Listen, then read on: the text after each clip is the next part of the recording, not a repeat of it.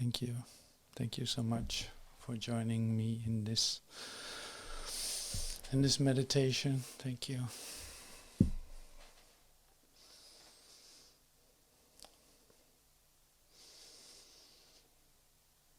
So now we are preparing to listen. And we of course already started that. So this tape that we're going to listen to from Joel is the tape Christ Realization Precedes Treatment. And it's a bit of a cryptic title. Like, what actually does that mean? Even the title, what does that mean? So Joel brings us into that, and I will leave Joel. I'll let Joel do the talk. But there's one thing that is really essential in this tape, and I want to take a look at that and to come with an different angle of looking at this. So the Christ mind, like we talk about Christ mind, Christ realization, all that. So that Christ mind is in you. It is the light of your mind. It is what is true about you. It is your essence. All of that, and but how do you actually get to it? And so Joel in this tapes gives a real push in the direction, so to speak. He tells you what needs to occur before that is even possible, to have Christ awareness, because it's all a matter of awareness. And so he actually mentions the greatest obstacle, because that's basically what we're looking at. It's like the obstacle need to go out of the way, and then there's the true essence, your true being, your Christ mind, that what is real about you. And so these obstacles, but what are these obstacles then? And Joel comes up with the word materialism, or the material law. That's in the way. So the fact that you actually perceive a material world, and the fact that you think that is really the place where you abide. But so materialism and the law of matter, if I hear that, I don't know how that is for you, but if I hear that, then it looks like it's about the material world, about the stuff, like buying stuff, having stuff, living in stuff, using stuff, but all matter related, and so another insight came to me in that. And in fact, I'm going to share that with you, to discover another way of looking at this is really, the idea of everything, in fact, that has a relationship with you in time, with thinking that you are a person in time and occupying a space.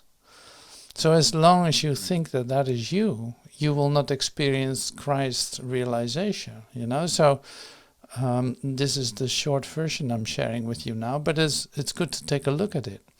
So if you look at how you are thinking and how you relate to others, you see that everything is related to time and space. You think that you occupy this body. You think that you walk around on this planet. You think that somebody lives there, like has a certain location where you can find him. And all these beliefs that we carry with us, we think it is our world. It is. What else are you going to do? Of course, that is my world. And that is my reality in a certain sense. I know there's something else too. And then it is like, no, just like we used in the prayer too. It's like, no, I am in the kingdom, in your kingdom with the capital Y. I'm in your kingdom. That is where I abide. In order for me to have that fully in my awareness, I will have to let go of the idea that I'm, an occupant of time and space. At least for the moment that I experience Christ. For that moment that I experience myself as light, I need to let go of these ideas in order to to experience it. So this is great, because before you know it, this is what I recognize for myself, listening and hearing it from what Joel shared. Before you know it, you make something of an subject, like materialism or material law, that becomes something by itself, and you don't relate that to your own experience of yourself in space and time, while it has everything to do with that. So then you could say, like, you try to look. I'm just voicing what happens when I listen to it. So I see my mind looking for a relationship in which I in fact, dissociate from the idea of space and time, thinking, well, yeah, I know that is of a materialism, like I know that is the law of matter. Yes, that's not it, I know. So, but at the same time then not realizing that I'm completely involved in it. And so that's where the difficulty comes in. When I think that I'm separate from this law of matter as an idea, but still, living it, then I will not come to the full understanding of what material law is. So in order to come to this to this full understanding of what the material law is, I will have to open myself up for taking a look at where is my awareness when I'm operating in this world. Like, what beliefs do I carry with me? What beliefs do I repeat to myself as an idea that I am that? So in your stillness, you let go of this altogether. You let go of the idea that you're occupying time and space. You love to go to the fourth dimension in that sense. You love to go there, and you love to hang out. Popularly said, to hang out in the fourth dimension, in timelessness. You love that idea, but you also have it. You're still connected to an idea that you occupy time and space and think that you operate in it. See, and so you move back and forth between those states when you start to meditate, and when you start to listen to this in a different way, and when you start to really get to the bottom of what is being shared, you start to discover, like, oh my God, see, now I'm actually following my human mind, using all the material law for some kind of existence, but knowing that has nothing to do with what truly life is, with what God is, what life is, what I am truly. So then Joel relates it in his private 25 class to the guys that are there, the brothers that are there.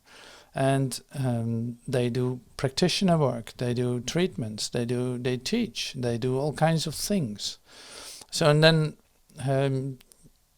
in relationship with that, he always suggests to meditate before anything, like to meditate before treatment, whatever treatment is.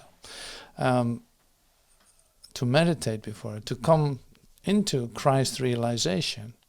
So that means not just to come to Christ realization, but also to let go of your material beliefs and your human beliefs and your social, your financial beliefs, your world beliefs, and all of that. Like, that is all included in the law of matter, into material law.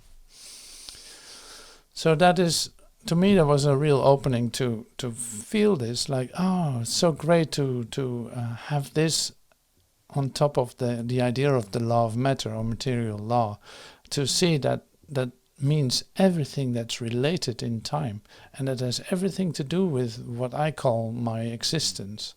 with what I think is what my life is when I'm, say, following my human minds and associative thinking. So, if you know what I mean, do you know what I mean? So, it is an opportunity to discover something new. So when you listen to Joel in this talk, you keep in mind that when he's talking about materialism or material law, that it is not some kind of thing that is working, like, the belief in physics or something, or the belief in matter, or in objects that you buy, or stuff like that. It's like, no, wait a minute. There's nothing to do with that. In fact, it has to do with your human mind, say, with the associative thinking that you have in relationship with what you think you are, and everything that happens in that so-called existence, which is not what life is. It is your existence. So, well, maybe you make it too complicated now. Well, actually, no, it is not so difficult. It is not so difficult. So the simplicity comes to the place, when you come to the place of stillness and of recognition, quieting down your mind enough.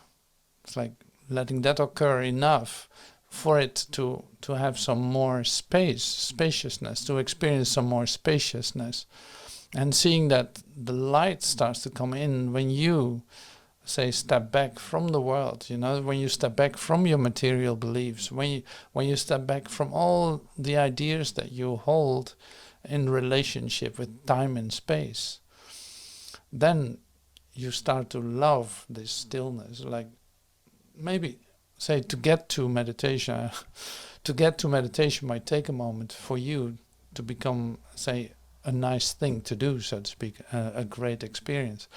Because it is like to get to it, to get yourself to doing it, in the darkness that you are experiencing, it might be a giant step, might be looking like a giant step to even stop it and sit still. And you recognize this for sure. So then it is like, okay, you set the first step to stop and relax. Then after 2 minutes, basically, you already want more. You want more of that stillness. You already made a decision to dissociate from what appeared to be like an forcing or like a compulsive timeline that needs your attention, and that you need to be there in order for it to continue, while the only thing you had to do is step out of it. So that is the simplicity of it, and you can make the decision to cut loose from this for a moment. Not that you will not return to it. No, sure, you will return to it, absolutely. But for now, you decide to shake loose out of the bondage of time and space, the bondage of material law. So that is good to keep in mind. So of course that precedes a treatment. That's sure. That's where something happens, and you can even feel that right now. It's like, there's more light. Suddenly there's more light because we enter into this space together, so to speak. It's like suddenly there's more light, more space in your mind. We calm down sufficiently in order for something else to experience, and immediately the light will fill every gap that could exist.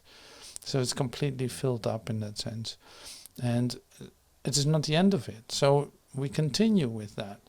Like I said before the meditation too, this is an infinite moment, so you can go as deep into it as you possibly want. It is really related to your own feelings of, okay, do I dare to go deeper or more? Do I want more of this? Or am I going to stay here for just a moment and enjoy the light and love? It's like that is continuously, there's more. So you can always ask for more. It's like, I had a glimpse of light here. I experienced something else. I want more of it. I want to go deeper into that. Show me what that is. I want to disappear in the love of God. Show me what that means. What is that? But this far, Joel doesn't go into that experience, so he uses this very practically with the idea of treatment. So when somebody comes to you with whatever it is they bring, like something that's not right for them in their experience of themselves. So in order to give them advice, oh, you should do this and that. No, you're going to allow something to occur to yourself. Like you allow yourself to say, let go of this material law, to let go of every idea about space and time and location and so-called the other. Now you come into the experience where you feel that the true relationship that you have with your brother. It's like the extension of oneness. It's like you experience a moment of wholeness. You don't see your brother separate from yourself, and that is just a great experience. That's one thing, but of course it heals, because you are being brought back. In fact, you yourself are being brought back to your source. So if you were created perfectly whole and perfect in the likeness of your Father, of course you're going to allow healing. Of course this healing is taking place. And healing is nothing more than, say, remembering more and more, deeper and deeper, into every cell of your being, so to speak, into every fiber of your being, as Joel puts it. Into every fiber of your being, you realize that is your reality. So that is what is given, and that is, what we're going to listen to too in this talk of Joel. So in the beginning, he talks a lot about how many letters he gets. He gets approximately 6,000 letters a month or something. Like, it's amazing. So these days it's a bit easier with email and with online classes. It saves a lot of traveling and all that. But I can't imagine responding to 6,000 letters in 1 month. But he did it for many years probably. So that's pretty amazing. So he loves to carry his work to others too. Like, I can imagine that. All right, so the timeline now. So we have 5 minutes in which we are going to take a little break. So I'm going to play some music for just 5 minutes, and in 5 minutes we start the tape, and we're gonna listen to it together. So thank you, and see you in a minute.